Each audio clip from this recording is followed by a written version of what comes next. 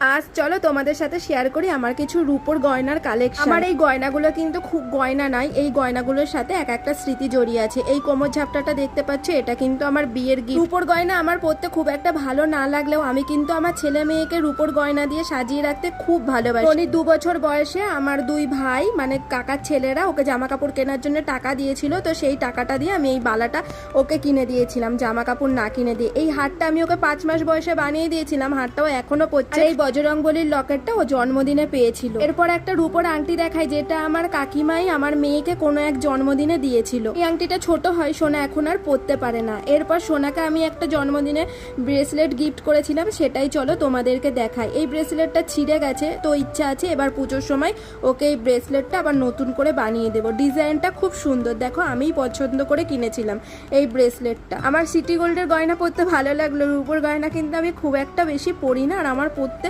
অত একটা ভালো লাগে না, কেন বুঝতে পারি না। তো যাই হোক, এবার চলো এবার একটা কোমর বিছে দেখায়, যেটা আমার মেয়ে ইউজ করেছে প্লাস আমার ছেলে ইউজ করেছে। এই কোমর বিছেটারও একটা গল্প আছে। ছোটবেলায় আমার মা আমাকে এরকম একটা কোমর বিছে পরিয়ে রাখতো, সেটাই আমার মেয়েকে দিয়েছিল, কিন্তু কিছুদিন ব্যবহার করে সেটা ছিঁড়ে যায়। তারপরে মা আবার এটা নতুন করে বানিয়ে দিয়েছিল মেয়েকে। এরপর আমার বরের একটা মুক্তোর আংটি, ও কবে খুলে রেখে গেছে আমি জানি না। আর এই 3 ধাতুর এইটা দেখতে পাচ্ছ হাতির মুখের, এটা আমি বিয়ের পর বানিয়েছিলাম। এরপর ননির 5 মাস বয়সে বানিয়ে দেওয়া হয়েছিল 2টো পায়ের মল, যে মল দুটো আমি এখনো যত্ন করে রেখে দিয়েছি, কিছু করার ইচ্ছা নেই আপাতত ওইটা দিয়ে। এবার একটা তাবিজ দেখতে পাচ্ছ, এটা আমি ননিকেই বানিয়ে দিয়েছিলাম, কিন্তু ননি এখন আর পরে না, ওর না স্কুলে এইসব পড়ে যাওয়া বারণ, ওই কারণের জন্য।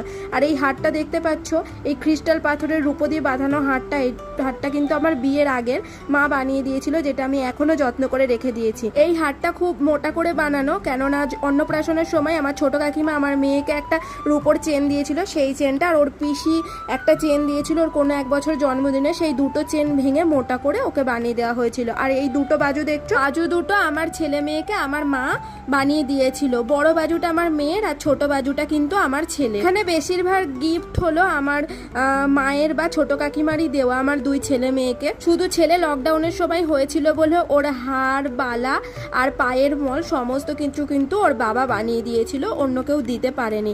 এরপরে দেখো এই নজর কাঠি, যেটা এটা ভেঙে পড়ে গেছে কিছুদিন আগে অবধি ননি এটা ব্যবহার করতো, ভেঙে পড়ে গেছে বলে আমি খুলে রেখেছি। এই আংটিটা দেখতে পাচ্ছি, এটা একজনকে গিফট করব বলে কিনেছিলাম, কিন্তু তাকে আর গিফট করিনি। আর এই আংটিটা বাবা গত বছর তার আগের বছর সোনাকে টাকা দিয়েছিল, সেই টাকা দিয়ে ও পুজোর সময় কিনেছে। বেশিরভাগ সময় টাকা পয়সা যখন আমার হাতে আসে আমি ওদেরকে এই জিনিসগুলোই কিনে দিই। সোনা যখন এই আংটিগুলো পরে তখন ওর হাতগুলো বেশ সুন্দর লাগে। এরপর আমি কিছুদিন আগে একটা 3 ধাতুর লোহাও কিনেছি, যেটার মধ্যে রূপো লোহা তামা দেওয়া রয়েছে। আর আমাদের মামের 4 জোড়া পায়ের নুপুর রয়েছে, যেগুলো